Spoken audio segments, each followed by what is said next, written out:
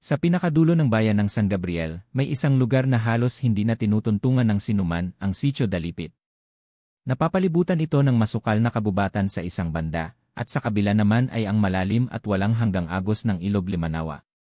Iisa lamang ang daan papunta roon, isang putikan at lubak-lubak na kalsadang tila patuloy na nilalamon ng lupa sa bawat bagyo't ulan. 3 oras na lakad ito mula sa pinakahuling sakayan ng jeep, kaya't hindi basta-basta napupuntahan ng mga taga-ibang lugar. Madalang ang signal, walang kuryente, at ang gamit pa ng karamihan ay gasera, kalang de kahoy, at tabo. Ngunit sa kabila ng lahat, may mga ilang pamilyang matitibay ang loob at naninirahan pa rin doon. Sila ang mga taong ipinanganak at lumaki sa Sitio Dalipit, sanay sa katahimikan at sa mga bagay na hindi na kayang ipaliwanag ng siyensya. Isa sa kanila si Mang Teryo, isang 67 anyos na mangingisdang halos kabisado na ang daloy ng ilog. Araw-araw siyang pumapalaot gamit ang kanyang lumang bangka para manguha ng isda, hipon o anuman ang hatid ng ilog. Kasama niya minsan ang kanyang apo na si Nilo, 16 na taong gulang at mahilig sa kwento ng kababalaghan. Si Nilo ang nagsilbing tagapagtanong, habang si Mang Teryo ang tagapagsalaysay ng mga kwento mula sa kanilang ninuno, mga kwento ng multo, engkanto, at aswang na matagal nang ibinubulong sa Sitio Dalipit. Pag tag-ulan, apo, may mga espiritu ng sumasama sa agos ng ilog. Hindi lahat ng inanod ay dapat iligtas, ani Mang Teryo isang gabing bumabagyo, habang sila'y nakaupo sa gilid ng kanilang dampa. Noong gabing iyon, matindi ang hangin. Ang ulan ay tila mga balang binabagsakan ang bubong ng mga bahay. Ang ilog ay rumaragasa, kulay putik, at tila buhay na hayop na gustong manakmal. Lahat ng tao sa sitio ay nagsara ng bintana, inilok ang mga pinto, at binulungan ng dasal ang gabi. Walang lumalabas kapag ganito ang panahon, sapagkat sa karimlan ng bagyo, may mga nilalang na gumagala. Kinabukasan, habang sinisikap pa ring bumalik sa normal ang paligid, bumaba si Mang Teryo at si Nilo sa tabing ilog para tingnan kung may mga inanod na kahoy na pwedeng gawing panggatong. Sa kanilang paglalakad, isang bagay ang hindi nila inaasahan. Isang katawan. Babae. Nakaputi. Basang-basa at tila wala ng buhay. Saan kaya galing to? Tanong ni Nilo habang nakakunot noo. Dahan-dahan nilang nilapitan ang babae. Maputi ang balat, mahaba ang buhok, at tila wala ni isang dalos kahit inanod ng baha. Parang natutulog lamang. Mang Teryo humihina siya, sabi ni Nilo, nanlalamig ang kamay. Agad nilang pinasan ang babae at dinala sa kanilang kubo. Agad ding tumawag ng iba pang kapitbahay si Nilo. Lumikha ito ng mainay na bulungan sa buong sitio, isang dayo. Sa ganitong klaseng panahon? Inanod. Pero buhay. Ang matandang albularyo na si Aling Ursing ay dumating upang tingnan ang kalagayan ng babae. Nang mahawakan niya ang kamay nito, napaatras siya. Mainit ang katawan niya pero malamig ang loob. Hindi ito ordinaryong tao, bulong ni Aling Ursing, halos hindi marinig. Nagising ang babae matapos ang isang araw. Tahimik. Hindi nagsasalita. Tanging mga tingin lang ang kanyang sinasagot. Nang tanungin kung anong pangalan niya, sumulat siya sa isang papel, Dana. Walang makaalam kung saan siya galing. Wala siyang gamit o kahit anong palatandaan ng pagkatao. Hindi rin siya marunong gumamit ng cellphone, at tila banyaga pa ang tingin sa simpleng gamit tulad ng kutsara at tinidor. Pinatuloy muna siya ng pamilya ni Mang Teryo sa loob ng 1 linggo. Araw-araw, tinutulungan niya ang pamilya sa mga gawaing bahay. Tahimik, magalang, at masipag siya. Ngunit sa bawat kilos niya, may nakapapansin ng kakaiba, lalo na ang mga matatanda ng sitio. Isang araw, habang naglalaba si Dana sa ilog, may nakita si Nilo. Sa pagyuko ni Dana, ang kanyang likod ay bahagyang bumakat sa suot niyang duster. Doon, nakita ni Nilo ang tila 3 mahahabang peklat, parang bakas ng pangil o matatalim na kuko. Simula noon, hindi na siya mapakali. Habang tumatagal, tila mas dumadami ang mga kakatwang nangyayari. May mga hayop na nawawala. May mga batang nakikitang nakikipag-usap sa babaeng nakaputi, kahit wala namang ibang tao sa paligid. Ang alinggaw ng bulong ng gabi ay tila palakas ng palakas. May isang gabi na si Nilo ay nanaginip. Nakita niya si Dana sa gitna ng ilog, nakalutang, nakatingin sa kanya, at nagsasabing, tulungan mo akong manatili rito. Dahil pag nahanap nila ako lahat tayo'y mamamatay. Nagising siyang pawis na pawis, at may bakas ng putik sa paanan ng kanyang kama. Itutuloy. Sabihin mo lang i-next para simulan ang Kabanata 2, ang misteryosong Dana. Mula nang dumating si Dana, tila ba may malamig na hangin dumampi sa buong Sitio Dalipit. Hindi siya nagsasalita, ngunit ang kanyang presensya ay malakas, parang ang mismong katahimikan ay nag-aanyaya ng mga tanong. Habang ang ibang taga-sitio ay natutuwa sa kanyang kabaitan, may mga matandang hindi mapakali, lalo na si Aling Ursing. Si Dana ay patuloy na tumutulong sa bahay ni Mang Teryo, naglalaba, nagluluto, nag-aalaga ng mga tanim. Magiliw siyang tinitingnan ng mga bata, ngunit napapansin din nilang may mga bagay siyang ginagawa na hindi pangkaraniwan. Minsan, nakita siyang nakatitig sa isang ahas sa bakuran, at sa halip na tumakbo o sumigaw, hinawakan niya ito sa ulo at saka marahang binitiwan sa damuhan na parang walang takot ni pagdadalawang isip. Si Nilo, bagaman curious at may bahid ng paghanga, ay unti-unti nang nababalot ng duda. Lalo na't ilang gabi na siyang nananaginip ng kakaiba, si Dana na nakatayo sa gitna ng gubat, hubad ang paa, nakataas ang mga kamay habang bumubulong sa hindi maintindihang wika. Sa bawat panaginip, may tila kulob na umaalingaw-ngaw kahit tahimik ang paligid. Isang araw, may nawawalang alagang kambing si Aling Sabel. Ayon sa kanya, narinig niyang umatungal ito ng malakas sa kalaliman ng gabi. Kinabukasan, natagpuan itong patay, tuyong-tuyo ang katawan, at tila walang dugo. Sa tabi ng katawan nito, may mga bakas ng paa, maliit, pero may matatalas na kuko. Parang sa bata, pero hindi tao. May masama sa lugar natin ngayon, sambit ni Aling Sabel. Simula nang dumating ang babaeng yon, hindi na tahimik ang gabi. Si Aling Ursing, na dating nagtatanggol kay Dana, ay biglang naging tahimik. May hinala siya, ngunit ayaw niyang basta bumitaw sa konklusyon. Hanggang isang araw, tinawag niya si Nilo at ibinulong, "Apo, bantayan mo siya. Hindi siya basta tao. At kung totoo ang kutob ko, hindi siya dapat manatili rito." Mula noon, sinimulan ni Nilo ang tahimik na pagmamatsyag. Tuwing gabi, pilit niyang sinisilip si Dana mula sa siwang ng pinto. Isang beses, nahuli niyang nakaupo ito sa silong ng bahay, hawak ang isang lumang kahoy na kahon na tila puno ng alikabok. Binuksan ito ni Dana at may ibinunot na maliit na pulang tela. Isang beses lang niyang nakita, ngunit hindi niya malilimutan, ang tela ay may borda ng kakaibang simbolo, hugis bituin, may mata sa gitna, at tila may dugong tumutulo rito. Nagising si Nilo kinabukasan na may gasgas sa braso, hindi niya alam kung saan galing. Habang tumatagal, mas maraming hindi maipaliwanag na pangyayari ang nagaganap. May mga ilaw na biglang nawawala sa gabi kahit may gasera. May mga batang biglang umiiyak at sinasabing may babaeng nakatayo sa kisame.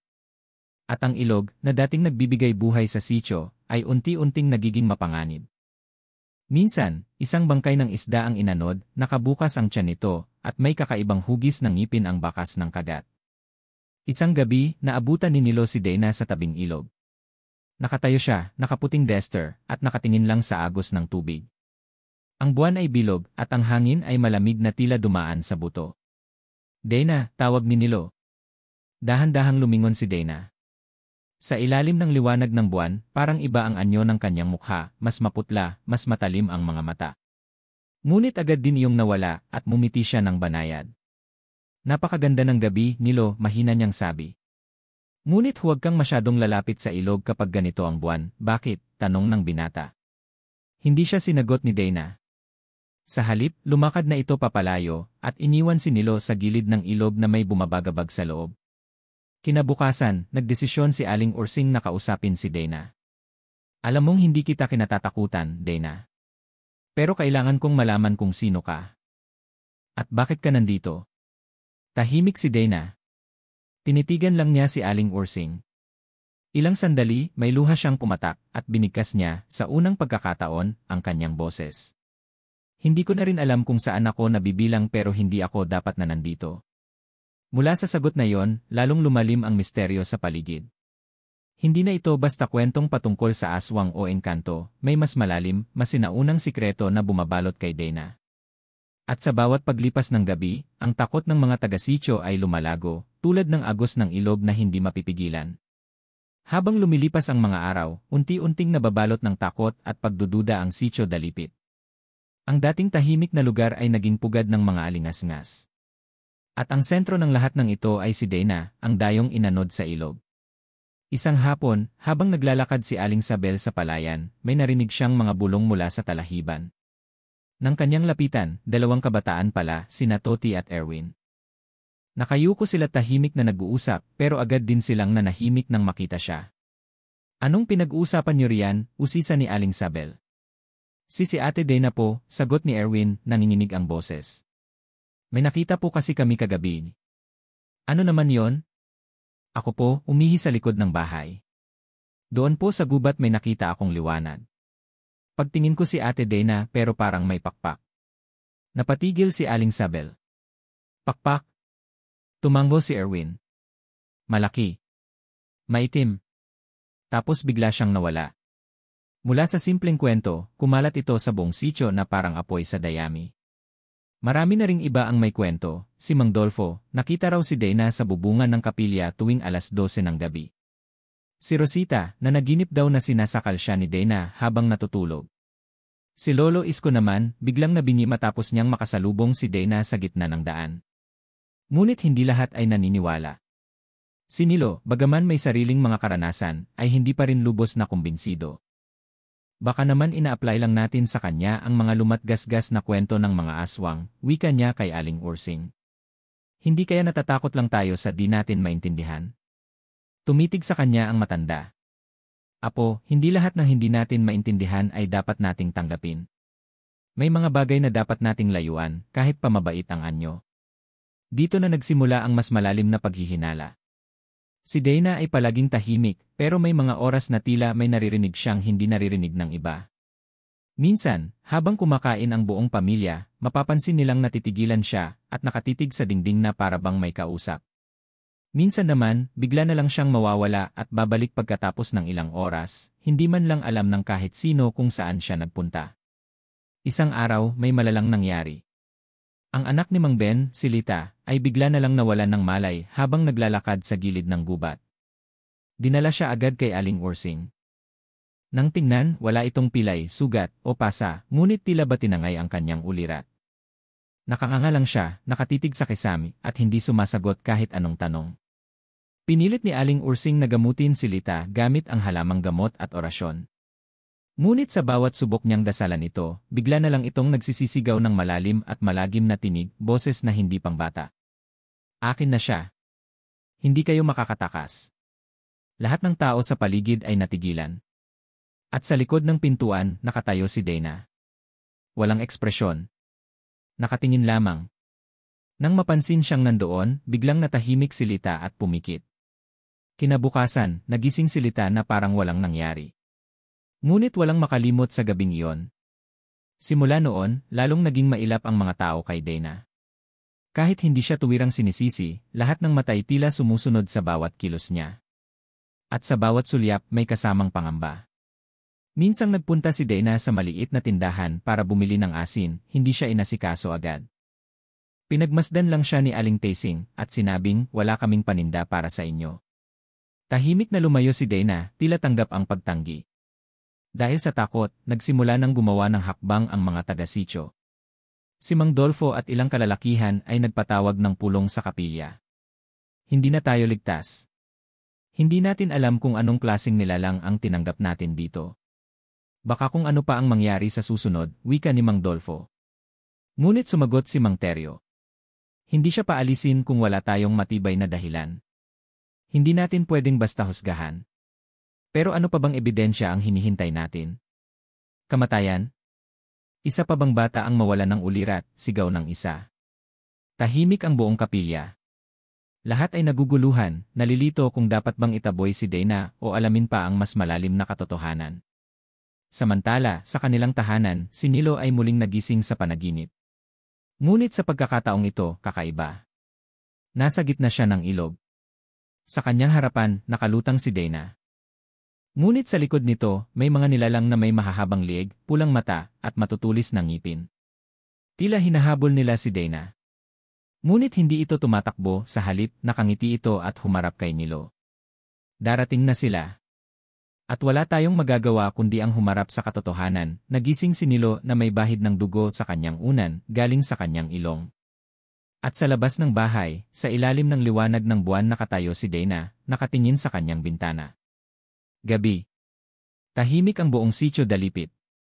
Ngunit sa likod ng katahimikan, may bumabalot na takot at misteryo na unti-unting lumalalim. At sa gitna ng lahat ng ito, si Dana, ang mahiwagang dayong inanod sa ilog, ay nagiging sentro ng mga pangyayari.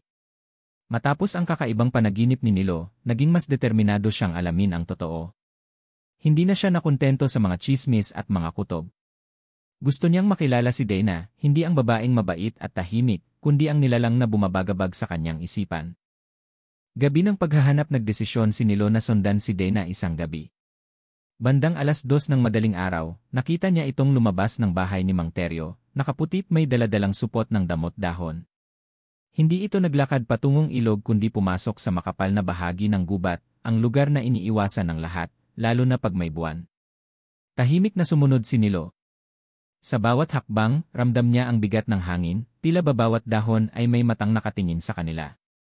Hanggang sa makarating sila sa isang maliit na liwasang puno ng punong kahoy, sa gitna nito ay may lumang bato, bilog, makintab, at may mga ukit na mistulang sinaunang sulat. Dito lumuhod si Dana. Inilabas niya ang mga damo at sinimulang sunugin sa maliit na planggana ng uling. Umusok iyon ng kulay bughaw. Maya-maya'y nagsimula siyang bumigkas ng wikang hindi pamilyar, hindi Latin, hindi Kastila, at tiyak na hindi rin Tagalog. Kalaw na kasolen vura. Igdan kalana. Igdan kalana parang isang dasal o isang tawag. Sa kalagitnaan ng ritual, biglang umihip ang malamig na hangin. Napaatras si Nilo. At sa pagkakatago sa likod ng puno, nakita niyang may liwanag na pumalibot kay Dana, isang aurang kulay lila at puti, na tila umiikot sa kanyang katawan.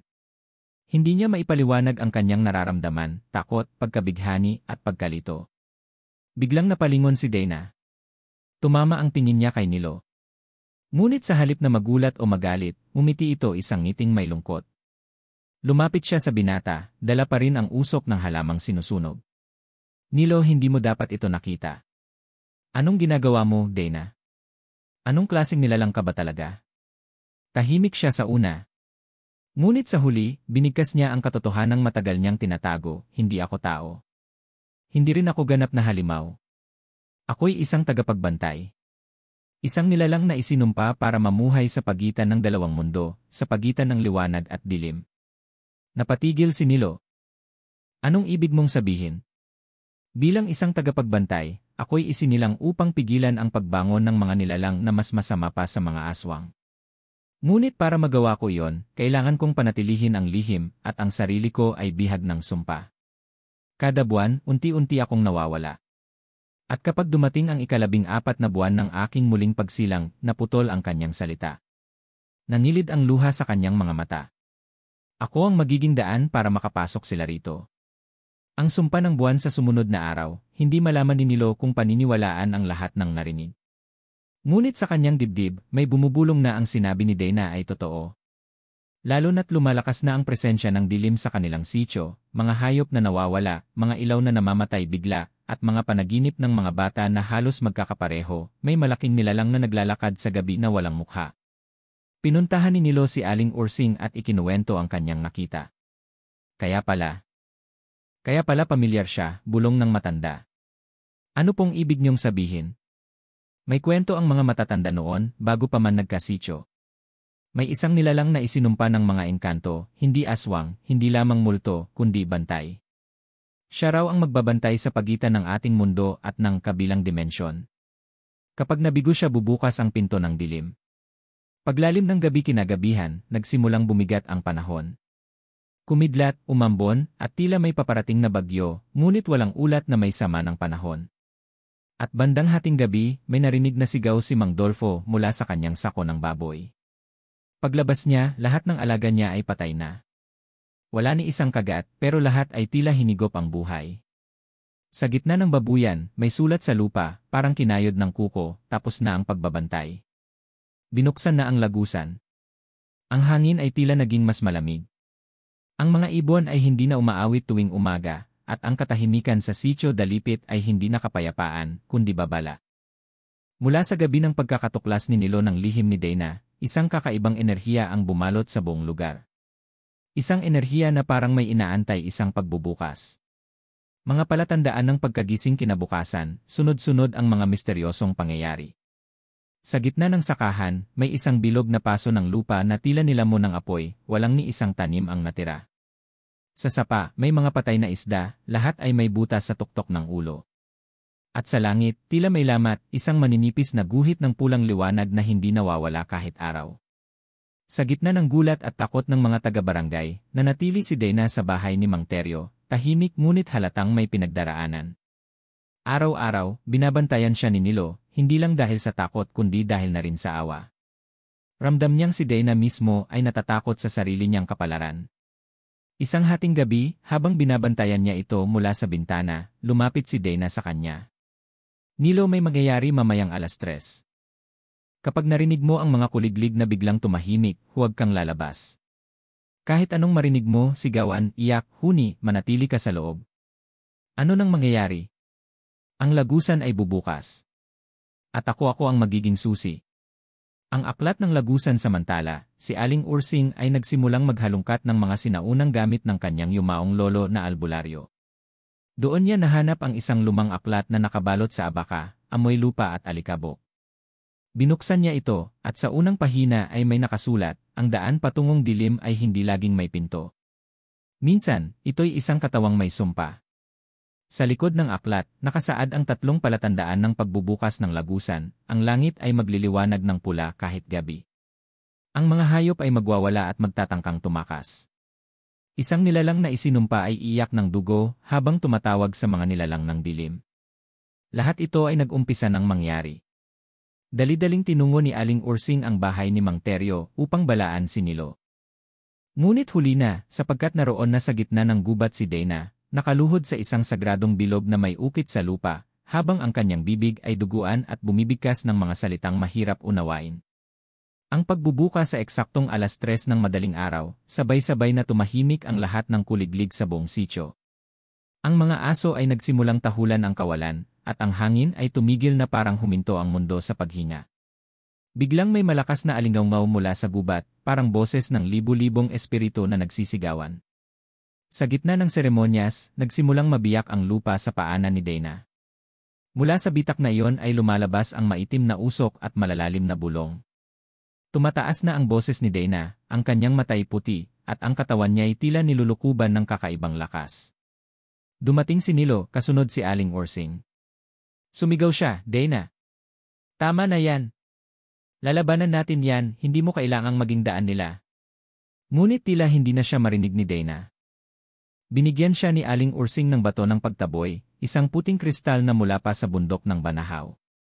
Itapat mo ito sa kanya. Maaring gumising ang kanyang ulirat. Nilo, kahit takot, ay lumapit sa gitna ng bilog. Sa kanyang kamay, nanginginig ang bato. Ngunit habang papalapit, isang itim na nilalang ang lumitaw mula sa usok, malaki, may 4 na mata, at naglalaway na parang uhaw sa laman. Sumigaw si Nilo, itinapat ang bato, at isang liwanag ang biglang lumabas.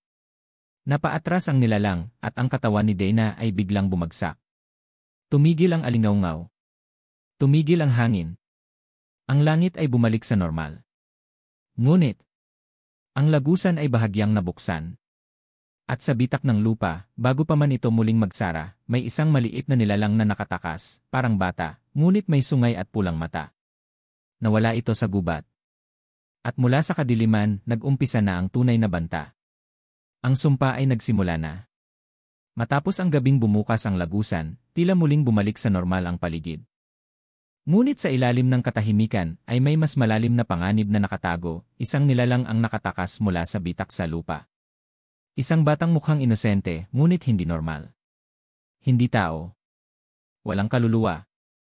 Misteryosong bata kinabukasan, may natagpo ang bata sa gilid ng ilog ng Sitio Dalipit. Hubot-hubad ito, maputla, at may sugat sa balikat. Ngunit sa kabila ng itsura, hindi ito umiiyak, hindi rin natatakot. Ang mga mata nito, mapula at walang ekspresyon, ang siyang unang kinatakutan ng mga tumulong sa kanya. Anong pangalan mo, iho? Tanong ng isang ginang. Tahimik ang bata. Pero inisyan niya ang babae. Nang marinig ni Nilo ang balita, agad siyang tumakbo papunta sa barangay hall kung saan pansamantalang dinala ang bata.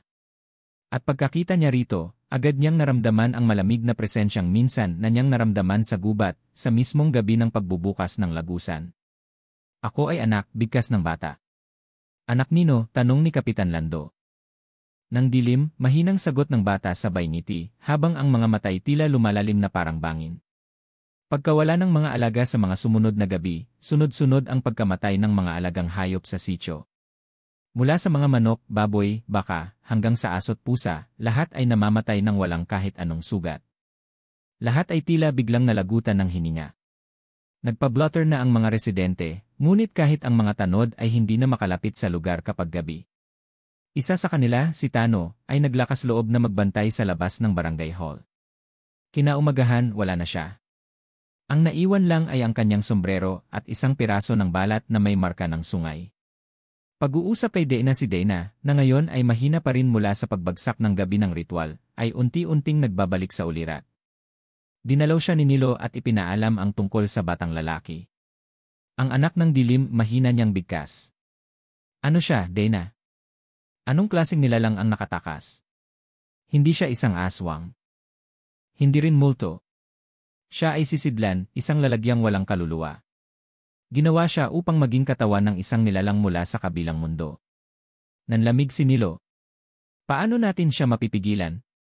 Hindi siya pwedeng saktan sa karaniwang paraan. Ang tanging paraan ay ang maibalik siya sa lagusan bago pa tuluyang mapuno ng dilim ang kanyang laman. Ang gabing may itim na ulan isang gabi, bumuhos ang malakas na ulan sa sitio. Ngunit hindi ito ordinaryong ulan, itim ang tubig, malapot, at may amoy asupre. Nang tumama ito sa balat ng mga tao, nag-iwan ito ng hapdi at pamumula. Sa gitna ng ulan, nakita ng ilang residente ang batang lalaki na nakatayo sa gitna ng kalsada, nakangiti habang nakatingin sa kalangitan. Tila ba tinatanggap niya ang biyaya ng dilim? Malapit na akong mabuo, bulong niya sa hangin. Ang simula ng paghahanda, dahil sa walang katiyakang panganib, nagdesisyon si Kapitan Lando na lumikas ng mga residente palabas ng sitio. Ngunit bawat sasakyang paalis ay palaging nagkakaaberya, flat tire, nawawalang susi, biglang hindi aandar. Para bang may pumipigil. Nagpatawag si Aling Ursing ng isang pulong kasama si Nilo at ang ilang matatanda sa lugar. Doon nila binalikan ang kasaysayan ng sitio. Noong unang panahon, ang Sitio Dalipit ay isang lugar na pinaninirahan ng mga bantay, mga nilalang na inatasang harangan ang lagusan sa dilim. Ngunit nang maglaon, isa sa kanila ang nagrebelde at ginamit ang lagusan upang magkaroon ng kapangyarihan. Ngayon, sabi ni Dana ng ayoy mas malakas na, kailangang ibalik ang bata sa lagusan. Pero may problema, ano? Hindi na natin mahanap ang lagusan. Sapagkat ang lagusan ay nasa loob na niya. Sa wakas, ang mga misteryo ng Sitio Dalipit ay unti-unti nang nagiging malinaw. Ngunit kasabay ng mga revelasyong ito, mas lalong lumalalim ang panganib. Ang batang walang kaluluwa, ang nilalang na anak ng dilim, ay hindi na basta-bastang bata lamang. Siya ay isang sisidlan, isang lalagyan ng isang napakalakas na puwersa mula sa kabilang mundo. At ang oras ay mabilis nang nauubos. Ang huling pagpupulong nagtipon-tipon ang mga natitirang matatanda at albularyo ng sitio, kasama si Nilo, Aling Ursing, at si Dana, upang pagplanuhan kung paano ibabalik ang bata sa lagusan, bago pa ito tuluyang mapasa kanila. May nalalabing isang linggo bago tuluyang mabuo ang dilim sa kanyang katawan, sabi ni Dana. Kapag natapos iyon, hindi na siya bata. Siya na ang magiging tagapagwasak. Ano nang kailangan natin para sa ritual? Tanong ni Nilo. 3 bagay, tugon ni Aling Ursing habang hawak ang lumang aklat. Una, ang bato ng banahaw, na kaya lamang makita ng taong may malinis na puso. Pangalawa, ang dugo ng tagapagbantay, ikaw yon, Dana. At pangatlo, ang oras ng pinakatahimik na dilim, 3:00 ng madaling araw sa mismong araw ng itim na buwan. Ngunit paano natin siya mapapalapit sa lagusan kung ito ay nasa kanya na? Tanong ng isang matanda. Ang tanging paraan, paliwanag ni Dana, ay ang lokohin siya. Kailangan nating itawid siya sa espiritual na anyo, at doon natin isasagawa ang ritual, sa pagitan ng mundo ng tao at ng kabilang dimensyon. Paghanap sa bato ng Banahaw si Nilo at 2 kabataan ng sitio ang naatasang pumunta sa bundok Banahaw upang hanapin ang bato. Akyat, lakad at dasal ang ginawa nila. Hanggang sa isang gabi ng paglalakad, isang matandang bulag ang humarang sa kanila. Ang hanap ninyo ay hindi makikita ng mata kundi ng puso. Nagbigay ito ng bughaw na lubid at isang maliit na garapon ng langis. Ipahid ito sa inyong noo. Kung sino sa inyo ang makakakita ng liwanag mula sa bato, siya ang tagadala. Ginawa nila ang sinabi ng matanda. At sa gitna ng kakahuyan, si Nilo lamang ang nakakita ng kumikinang na asul na ilaw sa gitna ng mga damo. Doon niya nakuha ang batong hugis puso, malamig at may pintig na tila buhay. Pagpapakumbaba ni Dana pagbalik nila, si Dana ay nag-umpisa ng maghanda. Kailangan niyang ialay ang ilang patak ng kanyang dugo bilang bahagi ng ritual. Ngunit may problema, ang kanyang katawan ay nagsisimulang masipsip ng dilim. Kailangan mong magmadali, Nilo, sabi ni Dana habang nanghihina. Kung tuluyang kainin ako ng lagusan, mawawala ang tanging tagapagbantay ng sitio. Naramdaman ni Nilo ang bigat ng responsibilidad, hindi na lamang ito tungkol sa kababalaghan. Ito na ang pagitan ng pagkaligtas at tuluyang pagkaubos ng kanilang mundo. Paghahanda ng sitio habang lumalapit ang petsa ng ritual, ang buong sitio ay nagsimulang maghanda. Lahat ng tahanan ay sinabihan na manalangin, maglagay ng asin sa mga bintana, at magsuot ng pulang panyo tuwing gabi. Ang mga albularyo ay naglatag ng mga pananggalang sa paligid ng liwasan, ang magiging sentro ng espiritual na ritual. Sa kabilang dako, ang bata ay mas lalong naging kakaiba. Hindi na ito natutulog. Hindi na rin ito kumakain. Sa bawat galaw nito ay parang may kasamang anino, at ang bawat titig nito ay may bigat na nagpapaluhod sa kahit matapang. Ngunit pinanatili pa rin siyang kalmado. Pinaglaro, pinakain ng tsokolate, binigyan ng kwento. Sapagkat kailangan siyang panatilihing inosente bago ang ritual. Ang gabi bago ang ritual sa huling gabi bago ang ritual, hindi makatulog si Nilo. Pinuntahan niya si Dana at nag-usap sila sa ilalim ng punong balete. Natatakot ako, sabi ni Nilo. Ako rin, sagot ni Dana. Ngunit mas natatakot akong mawala ang mga inosente. Nagsisisi ka bang sinubukang isara ang lagusan noon? Hindi, sagot ni Dana habang lumuluha. Ngunit kung ito na ang huling pagkakataon kong makapiling ang mga tao, gusto kong malaman mong salamat. Dahil naniwala ka. Nagkaabot sila ng kamay. Walang salita, pero dama ang damdamin. Ang gabi ay lumalim. At ang kanilang puso ay humanda sa paglalaban. 12:00 ng hating gabi. Tahimik ang buong sitio Dalipit. Ang mga ilaw ng mga bahay ay patay, tanging mga kandila ang nagsisilbing liwanag. Ang mga residente ay nagkulong sa kanilang tahanan, nakasuot ng pulang panyo sa ulo, may asin sa paligid ng pintuan, at may hawak na rosaryo o anting-anting. Sa gitna ng liwasan, naroon ang sagradong bilog na binuo ni Dana, Aling Ursing, at ng matatandang tagapagbantay. May 3 bilog na nakaukit sa lupa, at sa gitna ay isang altar na yari sa kahoy ng santol at puno ng balete, pinaniniwala ang makapangyarihan laban sa dilim. Ang ritual ay nagsimula eksaktong 3:00 ng madaling araw. Tahimik. Walang huni ng kuliglig. Walang ihip ng hangin. Para bang ang mundo ay huminto sa paghinga. Dumating ang bata. Nakaputing kamiseta, nakayapak, at may ngiting malamig. Sa kanyang mga mata ay hindi na masisilayan ng inosente, kundi ang isang nilalang nagising na. Ito ba ang lugar kung saan ako ipinanganak? Tanong niya kay Nilo. Dito ka rin dapat bumalik. Bakit? Tanong ng bata habang unti-unting nagbabago ang tinig. Hindi ba't ako'y pinakawalan para manirahan sa mundong ito? Ang pagtaas ng kadiliman biglang lumakas ang hangin. Ang lupa ay nanginig. Mula sa katawan ng bata, nagsimulang lumabas ang usok, itim, makapal, at may halimuyak ng pagkabulok. Ang mga mata niya ay naging ganap na pula, at ang kanyang katawan ay umangat sa hangin. Sumigaw si Dana. Ngayon, Nilo. Inilagay ni Nilo ang bato ng banahaw sa gitna ng altar. Hinawakan niya ang bata sa kamay at pinilit itong hilahin papasok sa espiritual na bilog. Nagwala ang bata. Hindi mo ako maibabalik. Ako ang bagong simula. Ngunit sa sandaling ang bato ng banahaw ay lumiwanag, ang hangin ay tila nahati. Lumitaw ang espiritual na anyo ng lagusan, isang umiikot na pabilog na ilaw na parang mata ng bagyo. Ang pag-aalay hinawakan ni Dana ang kutsilyong seremonyal at pinutol ang kanyang palad. Pinatak ang dugo sa bato, at sabay-sabay silang sumigaw ng orasyon, balik, balik, ikaw na isinumpa.